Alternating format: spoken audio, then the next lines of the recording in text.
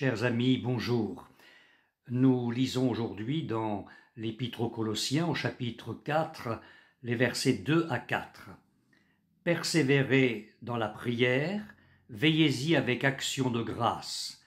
Priez en même temps pour nous, afin que Dieu nous ouvre une porte pour la parole, en sorte que je puisse annoncer le mystère de Christ, pour lequel je suis dans les chaînes, et le faire connaître, comme je dois en parler.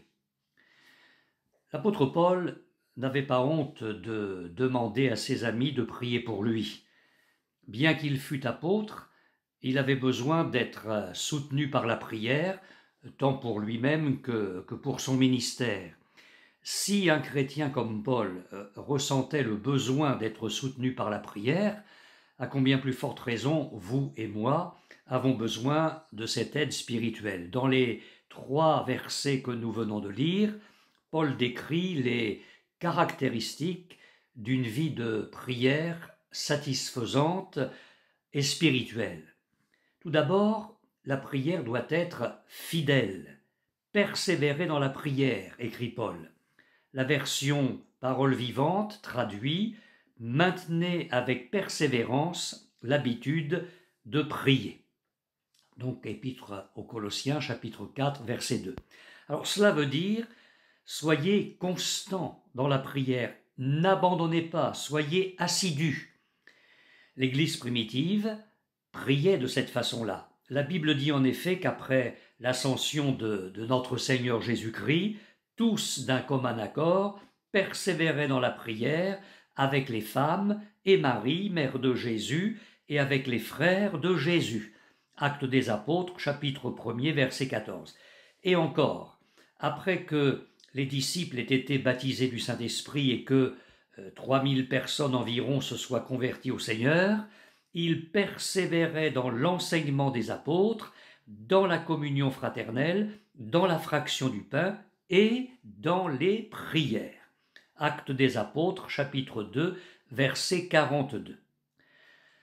Trop nombreux sont les chrétiens qui ne prient qu'occasionnellement, lorsqu'ils en ont envie, ou lorsqu'ils sont dans une situation de crise. Dieu pourtant nous ordonne dans sa parole « prier sans cesse ». Première épître aux Thessaloniciens, chapitre 5, verset 17. Alors cela ne veut pas dire que nous soyons constamment en train de prier à mi-voix. Nous avons nos occupations quotidiennes incontournables, mais la parole de Dieu nous enseigne plutôt que nous devrions être constamment en communion avec Dieu pour que la prière devienne pour nous une chose aussi normale que la respiration. Que signifie le fait de persévérer dans la prière? Alors cela ne veut pas dire que Dieu soit lent à répondre à nos prières et que nous devrions le harceler. Bien au contraire, Dieu aime répondre à nos prières, mais il retarde parfois la réponse pour augmenter notre foi et notre attachement à lui, et pour accomplir ses desseins au moment qu'il a choisi. N'oubliez jamais ceci, mes frères et sœurs, les délais de Dieu ne sont pas toujours des refus de sa part. Quand nous persévérons dans la prière, notre cœur se prépare à recevoir la réponse que Dieu donnera.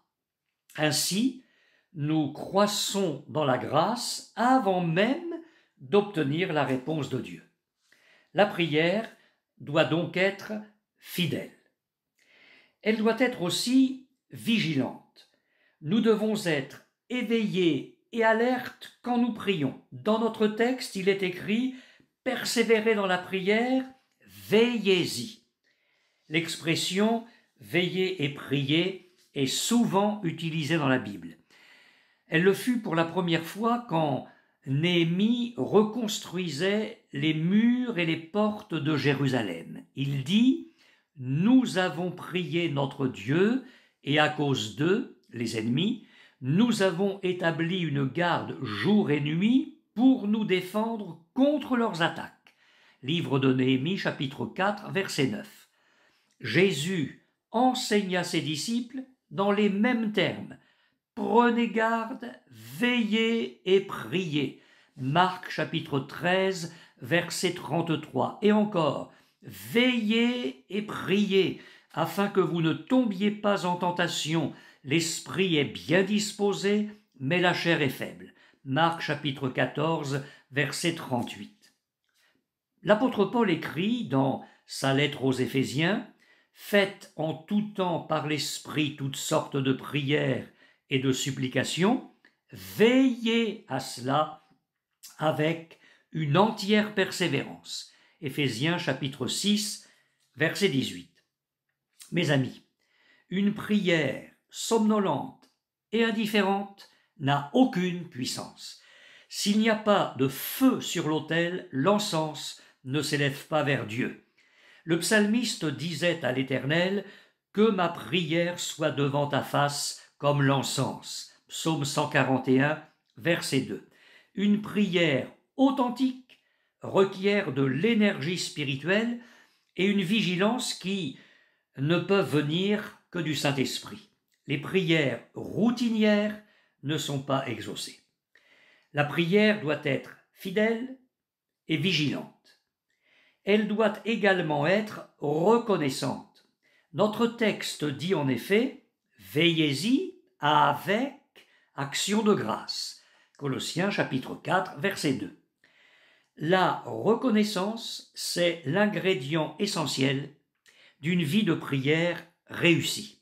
La parole de Dieu dit: « Ne vous inquiétez de rien, mais en toute chose faites connaître vos besoins à Dieu par des prières et des supplications avec des actions de grâce. » L'Épître aux Philippiens, chapitre 4, verset 6.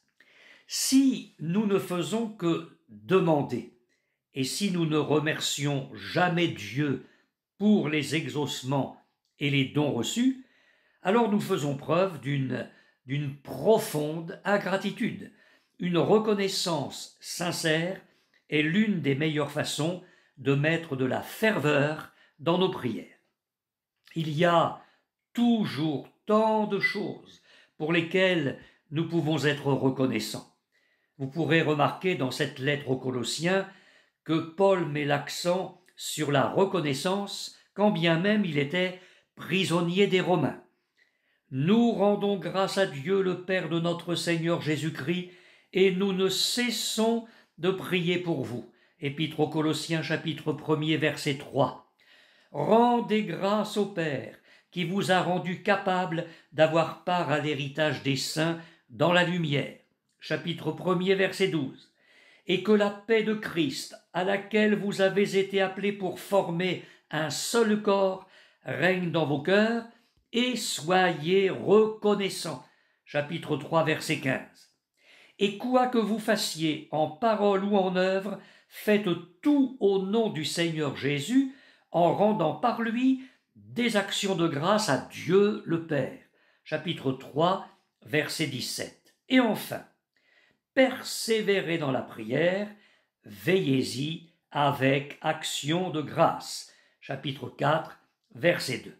Que Dieu nous aide à être des hommes et des femmes de Dieu qui prient fidèlement, qui prient avec vigilance, qui prient avec reconnaissance. Ce sont là 3 caractéristiques d'une vie de prière satisfaisante. Amen.